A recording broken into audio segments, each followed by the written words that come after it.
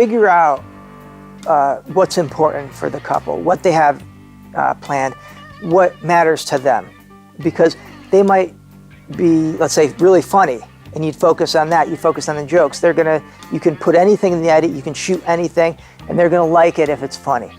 Maybe they're not funny, then those things might embarrass them, okay? There could be things that they think are really important, the grandparents, maybe they don't. Maybe they're more focused on the flowers or the dress, okay? Knowing that, going into that, will give you a way better chance of giving them the kind of product that they want. But you really have to talk to them and focus with them. And some ideas might happen as you're thinking, as you're listening to them. You might also realize that some things you could do with them, and you can also bring those up to them, and then you can kind of get a couple shots lined up, a couple interesting things that you can do with them, and that's really, really, really helpful to the end product.